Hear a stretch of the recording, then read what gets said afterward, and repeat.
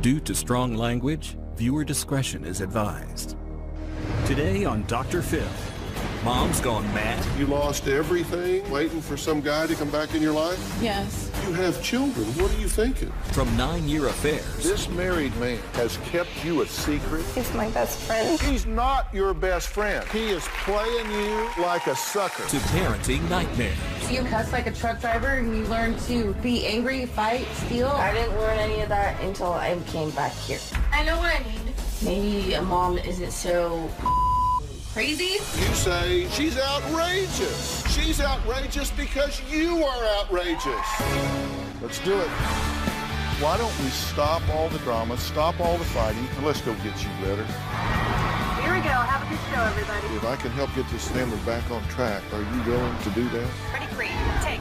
This is going to be a changing day in your life.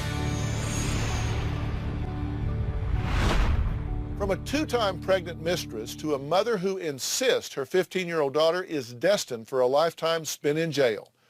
Today's guest wrote to me desperate for help because their own behavior or that of someone they care about has become reckless and out of control. A few months ago, I spoke with Rachel, who admitted that her parenting style of spoiling her daughter, Isabella, rotten and allowing her to make her own choices had backfired badly. I'm a free-range mom. I gave my daughter a lot of freedom, and I spoiled her to the core. And now I've lost total control. When I'm getting sick and tired of being spoken to like that. Dude, you're rude. She calls me a stupid tweaker bitch, stupid-ass bitch. You're a piece of Just any derogatory name you can say to your mother, it'll come out of her mouth. Oh, whatever. Whatever. Excuse me? Yeah, you heard me. My child is just hideous. Isabella's been hospitalized 3 times for overdosing. And it wasn't just one drug. It was a menagerie of drugs. Ecstasy, marijuana, alcohol, Klonopin, methamphetamine. She's run away at least 12 times. She's been arrested 4 or 5 times. Physical violence to fighting and petty theft. That's where most of my money goes, is paying restitution to the people she steals from.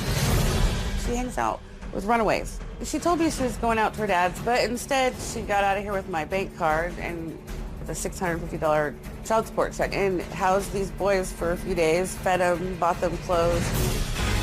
People are scared of Isabella, including me. She's brutal. Isabella gave my sister a black eye. She's always carried a knife, and she's always talking about sticking bitches. She's always talking about, I'm gonna beat that bitch's ass.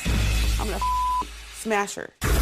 I need a serious intervention with my daughter. She either needs to be scared straight, or something really major needs to slap her in the face and wake her up, because if it doesn't, I'm gonna lose her. So wrapped up in your own little world. Okay, how did it get in this condition? Why do you need someone else to come in and fix your daughter? Because obviously I didn't do anything right. I mean, I thought by giving her, when she was doing the right thing, giving her the freedom to make her choices, and when she was making good choices, I didn't have to discipline her. And then, you know, a few things happened in my life, and I got kind of squirrely. Well, I didn't live in the same home with her. I was chasing drugs, and I was chasing to numb the feelings and the pain I had about things that have happened in my life that I never dealt with. I was busy trying to cover them up and forget about them, and in the process, I forgot about my daughter. So you were doing drugs? Yeah. What were you doing? I was doing methamphetamines. How long? You know, about 3 years. 3 years. So who was raising your daughter in this time period? Well, I mean, she was with me, she was with my parents, she was with her father, and she was on a horse ranch. But you get that you made a choice, and your daughter came in last. Yeah, I get that. Are you clean and sober today? Today, yes. Well, by today, I mean in this current time frame, not this morning. Well, in the last 24 hours, I haven't done any drugs. Yeah. How about the last 48 hours? 48 hours, no. Okay, do you really want to spend your time playing cat and mouse with me? No, I don't. Well, then answer my question. I did. In the last 48 hours, No, come on. Answer my 48 question hours? or we're done Okay, here. I smoked marijuana in the last 48 Okay, hours. don't me, I'm not lady, or we're thinking out of about here. that. Listen, don't play games with me or we're out of here. I'm not going to mess around with you. You know what I'm asking 48 you. hours since like. Are you that concrete? Do you really think that I mean that I'm talking about 48 hours? I ask you, are you currently at this point in your life free of drugs and alcohol? No, I'm not. Okay, then answer that. You know what I'm asking you. I know, but I'm not free of pain. How can I? Okay, I didn't ask you if you were free of pain. I asked you if you were free of drugs. Well, no, because I use them to Okay, then don't numb say it. yes. Why are you telling me yes when the answer is no? Because it's embarrassing to admit that I'm a failure. That's what it is. Well, then be embarrassed. If you want to talk to me, you need to tell me the truth. Don't waste my time. I'm not trying to waste your time. I got 10,000 letters stacked up on a desk over there that people want to get real with me. You come in here and okay, then talk to me straight. So are we here to figure out why she's the way she is or just what to do about it? What to do about it, and I don't understand. I mean, I thought that even though she wasn't with me and I was providing a safe and concrete and loving home and a productive You weren't providing place, squats. You were out doing drugs. I was paying for it. So I thought I was providing it. I had her in a ranch doing what she loved, and I thought it was good, you know, and I was trying to get myself right. You cannot abdicate your role as a mother. Your role to guide her and nurture her and listen to her and be bonded with her and take care of that. So I'm trying to let's get our values straight here, because if that's what you think, then I need to adjust that thinking, because that's wrong thinking. Well, rich people send their kids to boarding school all the time. And so in my mind, I thought, well, you know, it's no different than that. In your meth-infected mind. Yeah.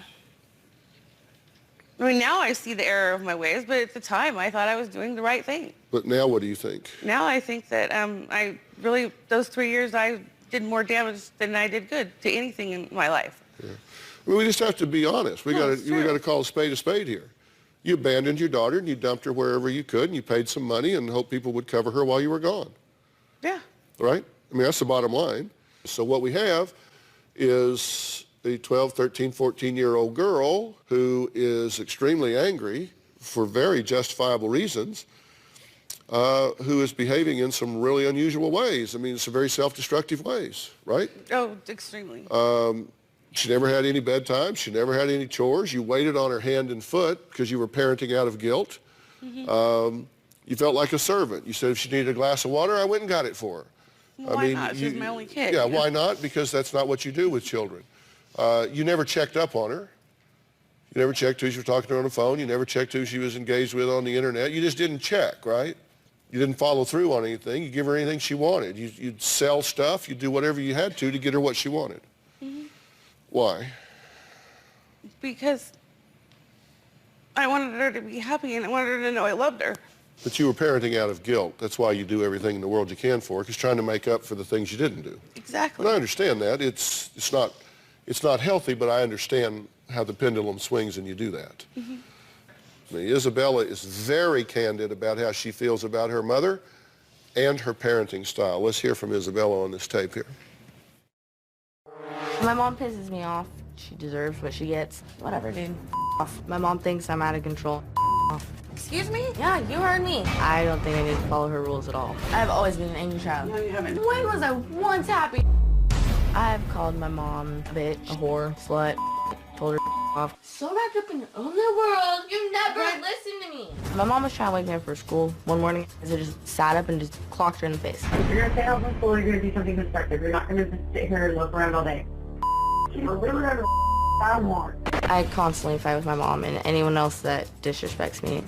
Rude. I'm rude? Yeah. I've called teachers bitch, she's told off. One teacher ripped my headphones out in class and I was like, bitch, don't touch me. And I just walked out of the classroom, didn't even finish my test. One teacher told me I was gonna live in a cardboard box and be on welfare the rest of my life. I told her, well, my cardboard box will be bedazzled and sparkly.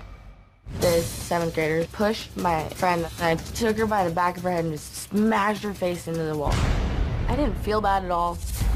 I've stolen hair dye, makeup, food, cell phones, jewelry. One time I panhandled. I threw my hair up, rubbed my makeup so it looked like I'd been crying. You know, the sad look on my face like, help. I made like $800 that day. I don't really care if I get in trouble because my mom doesn't punish me at all. She lost her chance to be a parent completely. Well, we're going to meet Isabella in a little while. Next, after a surprise house call to Isabella, you're going to find out why she says her mom not her, is the one that needs fixing.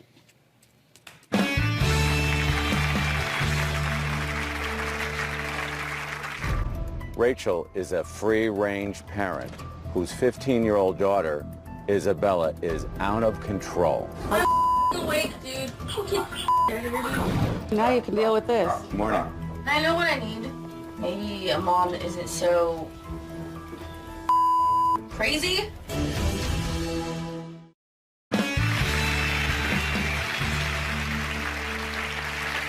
Well, today we've been talking about how your parenting style can directly result in how your child functions in the real world as an adult.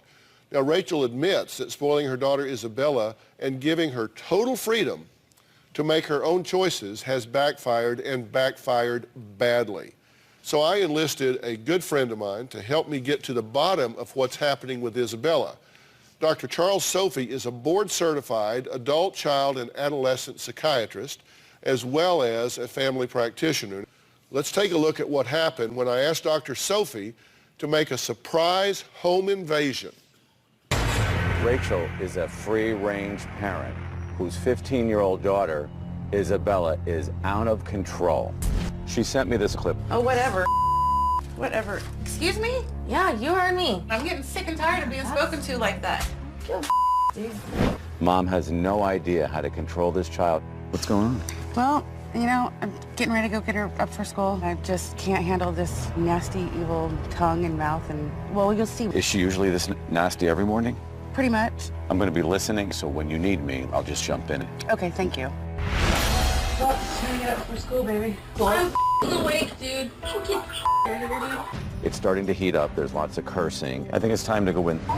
It wasn't ready to deal with this. Good morning. Isabella, Dr. Sophie. Hi. I'm from the Dr. Phil Show. You need to start caring about something. How are you? Like what? Like, what matters in this world isn't just what Isabella wants, it's what Isabella needs. And I know what I need. Maybe a mom isn't so crazy. If we're going to deal with this stuff, you got to be real about your feelings, honest, because Dr. Phil's got to be able to help you guys figure out a plan and a roadmap of how you're going to bring yourselves back together as a parent and a child. That's all I want. Yeah, I mean, I would like for her to be able to understand me. She's like constantly right there in my ear. Back off a little bit and let me explain to you what I've learned since I have lived with my dad. Well, you learn not to go to school, to cuss like a truck driver. You learn to be angry, fight, steal. I mean, those aren't things that... Actually, I didn't learn any of that until I came back here. When did your dad kick you out? I was like, right for my 15th birthday. Why wasn't she living with you? Because I wasn't here. Where were you? I was trying to get myself better. Meaning like you were in rehab, you were in a hospital, or you were on No, the I streets? didn't go to rehab. I can't afford rehab. I went to my grandma's house and stayed there for 6 months. How long have you been sober? What? Tell the truth. If I've never I grabbed actually- a urine right now, would it be positive or negative? Probably positive. Well, I don't think marijuana is the biggest evil in the world. Nobody's talking about evil. We're talking about sobriety. Do you use? Not anymore. So if I took a urine from you, it would be negative. Hopefully. I mean, listen to the two of you. Who's the parent? Who's the child? It's a good question. You're a child still. And you need to be going backwards into being a child and let her be a parent. If you don't feel she's capable of caring for you, then we got to help her get stronger to be a strong parent for you. Are you interested in any of that? I am. I mean, she really thinks I'm that out of control, which I don't understand why she thinks I'm out of Look at your walls. This is not okay. These are all displays of intense anger. That's why we're going to the show, because you've got to learn how to go back, be a kid. You don't want to be an adult. Be a kid. And then be a kid, because this is what happens. That's what I keep trying to tell her. You don't want to end up like me. Okay, we'll see you down there. Are you really angry? Do you have a chip on your shoulder? Yeah, I am. What about? Multiple things. It's just, I'm always in a mood that you can get me pissed off easily. And it always comes back to the fact that I'm always mad at her. Because those 3 years that she wasn't around, I didn't really know what I was supposed to do because I didn't know if she was going to come back for me or not. Did that make you upset? It hurt that I didn't know if she was going to come back or not. Yeah. Did you two ever talk about it? No. Never. Doctor, come on, what's going on here? I mean, I think the bottom line is she's still a little baby. And she needs to be loved and protected. She's out doing everything that's good for her. She's panhandling, she's feeding herself, she's supporting Boys on Your Dollar. But the bottom line is she's a kid. She shouldn't be doing those things. They're good strengths used in the wrong way. Have you gotten in trouble with the law? Yes, I have. What for? Stealing and fighting. Stealing and fighting? How about reckless endangerment for arson? That, yeah, but I wasn't like arrested for it. I just got talked to. Just got a good talking to for arson? Yeah, they just gave me a warning and said if I was seen on the property again that I'd be escorted off. Yeah. Yeah, she was cited. I had to pay a fine later on, and okay, yeah, you've been hospitalized. It's on your record. You've been hospitalized 3 times for overdose? Yes. Ecstasy, pills, marijuana, alcohol. Do you think you're making wise decisions? I mean, you've OD'd 3 times, you've been in trouble with the law 3 or 4 times, and you're only 15. What do you think's going to happen in the future? I'm honestly scared that if I don't, like, I've realized that I've messed up and I need to change, and I have tried to, and something will happen, and I'll just go off and go crazy for a minute because I get pissed off or get in a fight with her. Yeah. And I know that if I don't change completely, I'm probably going to end up in prison when I'm older, honestly. So what needs to happen here, Doctor? Well, what needs to happen is she needs to decide if she's going to be a parent or not. And then if she doesn't have the skills, we'll give them to her, get her the help she needs to heal herself, feel important so she can raise her daughter and get her daughter under control. And that's the bottom line. And When then I came back a year ago, I came back to the house, and even though I didn't want to be in that house because of the crap I have to put up with, I came back because I loved her. Yeah, but you know what, and I wanted yesterday- to be with her, and I wanted to do the right thing by her. when I walked into that bedroom, the first thing I asked her was, what's the problem? She said the whole thing in one sentence. You are not consistent with her. She doesn't allow me to be. She's so mean and so hateful. She's the child. She'll leave, and she'll just take off. And Now, but all leading up to all of this, your consistency, your no's don't mean no's, your yeses don't mean yeses. Things move all the time based on your needs. I got a problem with this whole paradigm. I've said it before. I guess I'll say it again until it stops happening. Parents bring their children to mental health professionals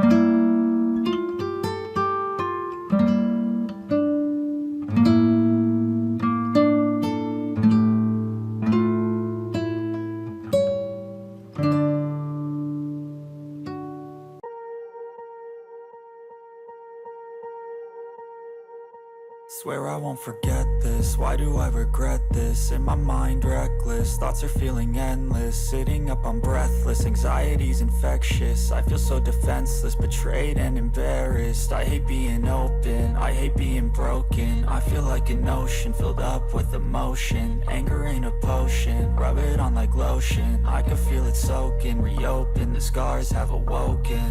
I can't move on till I let go. I feel so lost, never at home. Need to be strong, every breath hold. Cause I can't move on till I let go. I can't move on till I let go. I feel so lost, never at home. Need to be strong, every breath hold. Cause I can't move on till I let go.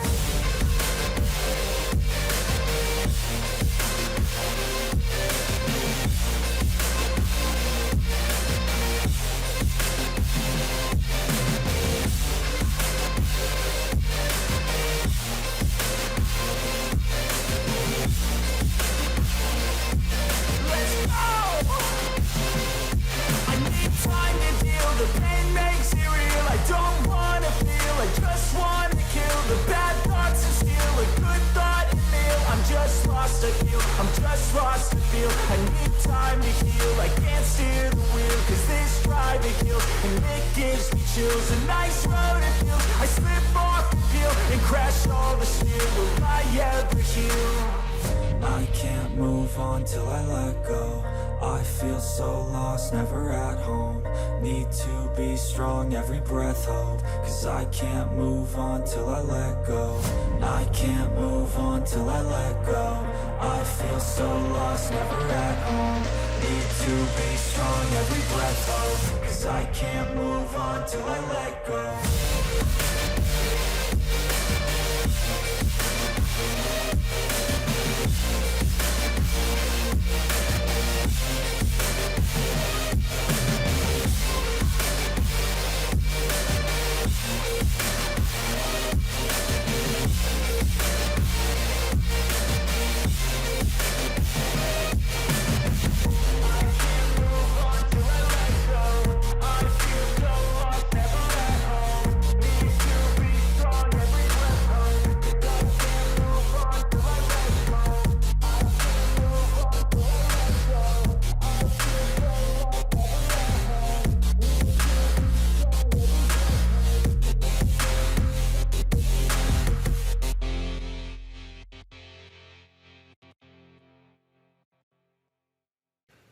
They drag them up there and say, fix them and call me when you're done. And they talk about the kids like they have nothing to do with how they got where they are. This child was born, didn't ask to be born, but was born. And from the moment she was born, you and others have been writing on the slate of who she is. You have written on her. You have put experiences on her. You have taught her things. You have created who she is. But yet you say, she's just outrageous. Somebody fix her. She's outrageous. I never talk to my adults or people the way she talks to people. She's outrageous because you are outrageous. I get that. But I don't think you do. you know what? I provided all sorts of opportunities for her. She had, you know, I thought that even though I wasn't, my head and my heart weren't healed and right, I thought I was trying to at least do the right things as much as I could. I didn't know I was screwing up so bad is all. Do you now? Yeah. Then why are you still defending it? You want to spend your time here defending it? I just feel horrible. Well, what you need to be asking is, you know, Dr. Phil, Dr. Sophie, can you help our family? This is a family issue. We could work with her till the cows come home and get her pristinely solving problems, pristinely looking down the road with a great strategy, put you back in the situation. I guarantee you'd screw it up before the sun set. I agree with you completely. So we have to deal with you as well. But you need to stop letting the tail wag the dog. He says, be consistent. She won't let me. What? That's the tail wagging the dog. You have to step up and be an adult and be a parent. And Part of this is upstream management. You have to be willing to say, look, what I'm doing is not working for me. I keep putting myself in harm's way. You have to be willing to forgive her and yourself, and her and yourself, and let's start anew. And we can do this by bringing you guys in some professional help for your family. You're being really immature and stupid, but so is she. We need to help both of you. But when we do that, you need to show up and you need to listen to what is said, because I want you to graduate from school, have a nice career, do the things you want to do, instead of winding up in a jumpsuit in a jail. Yeah. Let's build on the strengths and work this out. But you've got to own it and say, I don't have parenting skills. I miss those things, and I'm willing to learn to do that. And we're going to stormtroop this thing and help you do it. With help, will you give this an honest second chance? Yes, I will. And will you Of course. give yourself and your daughter a second chance? Of course. Well, we're going to follow this and keep you guys posted on what happens. We'll be right back.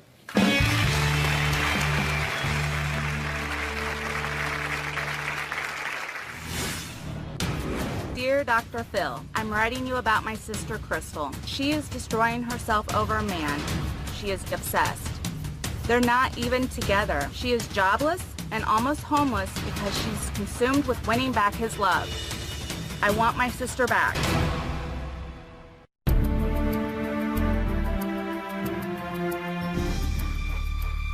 Today we're talking about what to do when someone you love's behavior becomes dangerous, reckless, and simply out of control.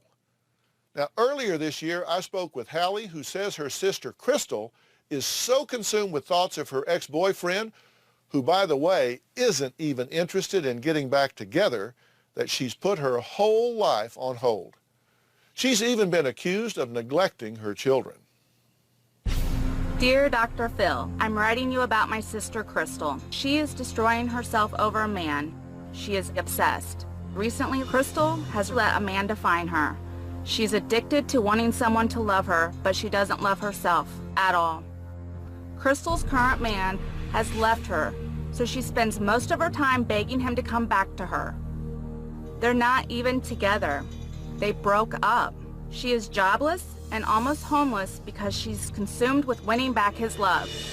The tragic part of this is that Crystal has 5- and 6-year-old daughters at home, and they are not getting the mother they should. Crystal's obsession with her boyfriend is her main priority. Her girls come second. Crystal knows what she is doing is wrong, but loneliness and her lack of self-respect and confidence are destroying her. I want my sister back. I want her to be a good mother again. I know there is hope for Crystal. Can you please help her, Dr. Phil? Sincerely, Hallie. Is she right? Is your life on hold? Yes. Are you about to lose your house? Yes. Have you lost your job? Have you lost everything, sitting around waiting for some guy to come back in your life? Let's be honest. Yes. What are you doing? What is she doing? Waiting for a fairy tale. You check your phone 24 hours a day. Yes. You text all the time. Yes. He says he loves you but won't commit. You get up during the night and check, right? I sleep with my phone, yeah. So you can check to see if you get a text or something? Yes. Are you neglecting your children? To a certain extent, yes. To a certain extent? Yes. To do what? What are you doing instead of paying attention to your kids? Thinking about this man. I still take them to school and I do the things that I'm supposed to do. I do their homework and read with them and tuck them in at night. I do the bathing, you know, we'll go swimming or go to the park, but in the back of my mind I am still thinking or wondering. I'll watch cars to see if I see a certain car, and I'm always checking my phone. Yeah. You've lost your job over this. You can't work because you're obsessed with this. You say she's got $5 to her name? If that. If that? Are you dead broke? Yes. You getting evicted this week? Yes. Over this guy? Over my choice to come back for a chance with him, yes. You have children. What are you thinking? What do you say to your children? I'm going back here and hoping this guy will hook up with me again. I'm sorry, we're going to be on the street, but I'm just hoping I can hook up with this guy. I thought moving to Florida I would have a new start, and I still am the same place I was when I came to Florida. So you're telling me it's a good decision? No, not at all. You're losing your house. You and your kids are going to be on the street. You're dead broke, but you're waiting on this guy. It sounds bad, I guess, when you say it out loud, but somehow in my mind I rationalize, or maybe the good text that I get to say I love you somehow makes me not think about it. Well, you know, that's like somebody that says, hey, I want to quit my job and write the great American novel. Well, that's fine if you're independently wealthy and you have no children. But if you aren't and you do, sorry, you need a new plan. You are not independently wealthy. You do have children, so you can't go chasing after some guy. And neglect, I'm sorry, is crime. She doesn't see it that way, though. Well, is there any other way to see it? I agree, but she reasons with it. All right, we're going to take a break. When I come back, I'm going to tell Crystal what her ex-boyfriend said to us about this relationship. Yeah, I found him. She may be surprised. We'll be right back.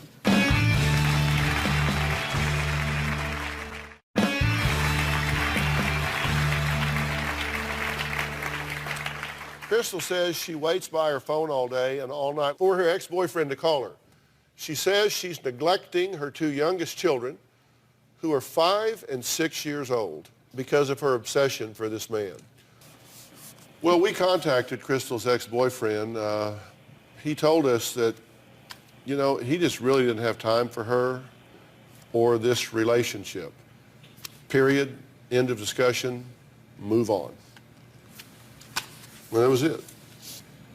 And I guess it's me that is stuck. He, you know. You think? He still texts her today. I don't care. Come on. Are you kidding me? Yeah, I know.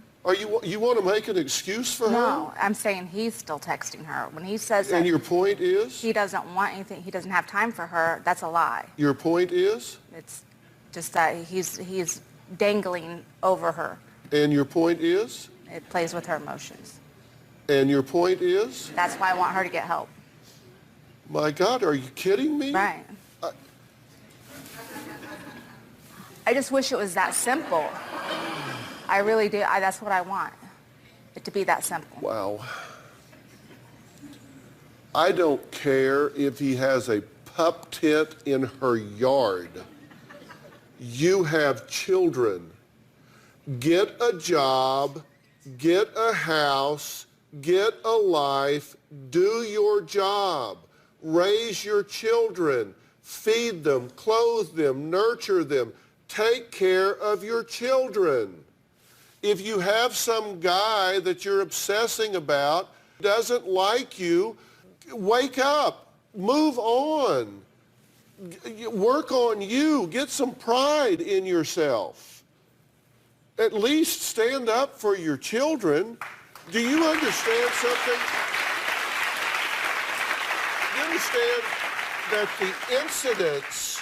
the incidence of abuse and molestation of children with a non-biological male living in the house, unmarried, is 33 times normal? Do you hear what I just said? You are putting your kids at risk. There's just so many things wrong here.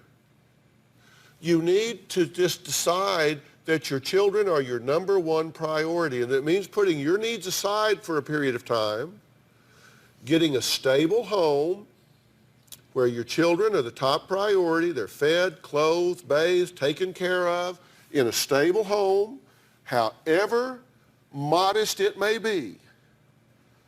They are loved and cared for on a stable basis, day in and day out. And then you start looking for a stable relationship. But they don't move into that house. You don't give them access to your children.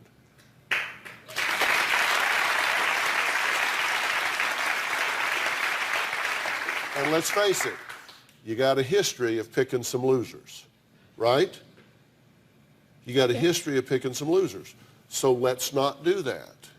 And you need some help and some guidance with this, do you not? You need somebody to help you navigate this terrain. If I get you that help, will you take it? If I get you someone that will say, okay, let's sit down and make a plan here. Let's help you get a life plan for you and these children. Will you take that help? Yes. Because you've lost your way here. Do you agree with that? You have lost your way. You've lost your self-esteem. You've lost your self-worth. Your judgment has gone by the wayside. And your children are paying the price for it. So let's get our bearings back here, okay? I'm worried about these children. I love them very much. I'm going to get you a female counselor, somebody who's going to help you with some women's issues here, empowering you as a woman to stake out some things that you need to embrace. We'll be right back. We're going to do this.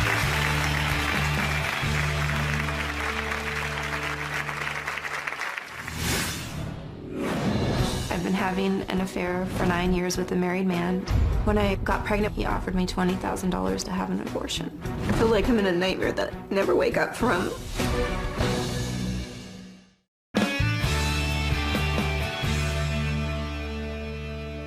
Today I've been speaking with guests who are turning in their loved ones for reckless and out-of-control behavior.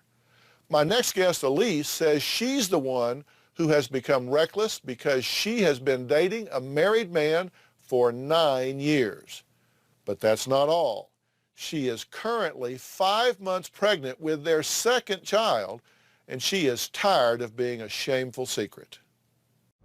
I've been having an affair for 9 years with a married man. We have a 3-year-old son, and I'm currently 5 months pregnant with his child. He's my best friend. We've had a very close, loving relationship, except for the lies and the betrayal. Well, he keeps us a secret. When I got pregnant with our first child, he offered me $20,000 to have an abortion. When I got pregnant the second time, he didn't want the baby. He said I was destroying lives by having it. I feel completely devastated. I've tried to end it, and I just can't seem to let him go. The fear of losing him makes me panic. It makes me feel like I can't breathe. I feel like I'm in a nightmare that I never wake up from. Let me be sure I've got this right. This married man has kept you a secret for 9 years. And so you thought it would be smart to have 2 children with him? Well, logically, no, it's not a very intelligent thing to do, but it didn't seem, when we're talking about it now and hearing it, I didn't think of it like an affair, like it was that big of a deal. I felt like a real relationship.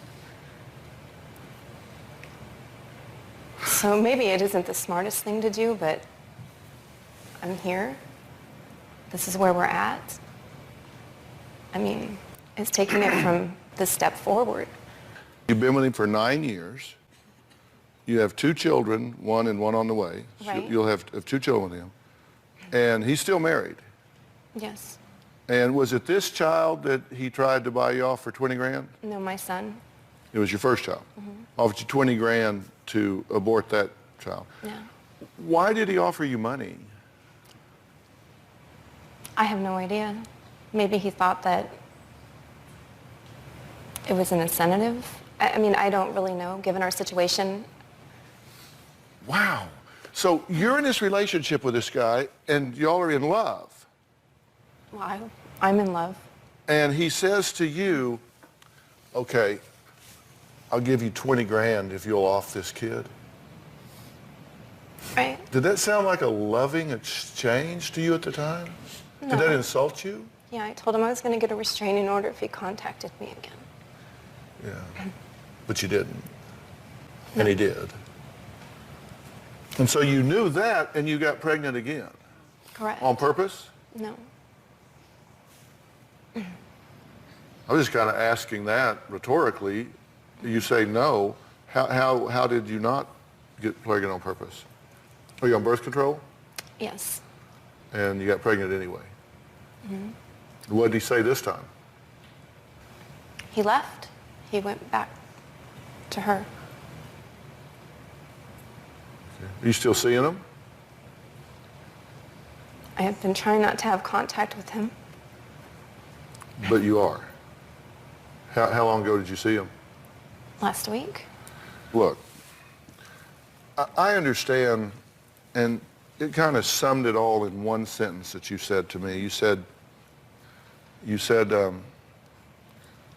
I know what I need to do, but I don't have the strength to do it because I do love him, even though he's treated me as a shameful secret.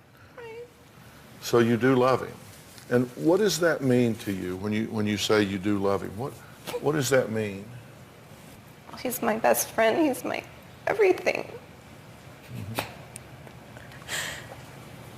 I just, I admire him. I just can't imagine not having him in my life. I don't know how to say it more than that. He's everything to me. No, that helps. And how would he answer that question about you? I don't know. I mean, he tells me, it's not like he hasn't been loving towards me or tells me that he loves me and I'm the most important thing in his life, but realistically, somebody doesn't treat you like that if they love you, and I know that. So what are you studying? Clinical psychology. You're a PhD student. Yes. So we could have the Dr. Elise show. I don't know. I have a lot to work to do, I guess. Yeah. So what would you tell me if we had our roles reversed?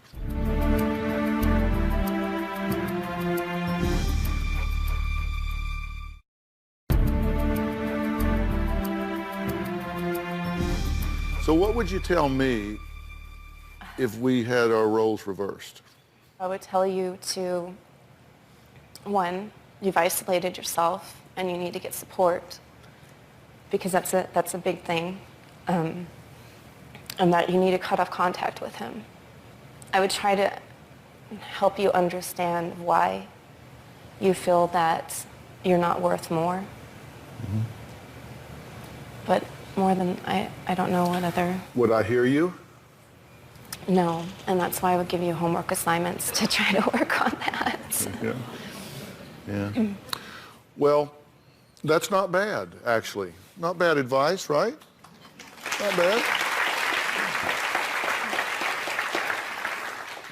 I, on the other hand, am not nearly so civilized, and I think you need to kick his dead ass to the curb, okay? He is playing you like a sucker, and I'll tell you, he may like you, he may even love you in the moment, but he doesn't respect you. He has to drive away thinking, I cannot believe she bought that, but whatever. I mean, come on. And you say he's your best friend? He's not your best friend. Best friends don't make best friends feel bad about who they are. Best friends don't tell best friends that they are ashamed to be associated with them. Best friends don't put people's lives on hold. He has stolen 9 years of your life, and the clock is tick, tick, ticking. And he's going on with his life, and you're sitting over there taking care of his babies. And while you're in there, you're not developing other relationships, you're not growing socially and emotionally, you're not doing any of the things that involve your evolution. Best friends don't allow that to happen in best friends' lives. Best friends would say, because I love you, I will leave you alone. Best friends would say, you deserve better than me, and if I don't have the wherewithal to give you what you deserve, then you should kick me to the curb and go get somebody else. That's what a best friend would do. So let's stop that myth. You're in love with who you wish he was. I'm not saying you need to hate this guy, but you need to recognize that you've become in love with a hologram, a fiction a very selective part of who you think he is. We teach people how to treat us. And you've taught him to treat you as a dirty little secret. It's true. And what you need to do is teach him to see you in his rearview mirror. That's what you need to do. And it will be tough at first. It really will be. It'll be tough at first, but you'll get through it. You will. You will get through it. And you will find somebody that will let you love all of them and will love all of you. And you will look back at it and say, what the hell was I thinking? Will you think about that? All right, we'll be right back.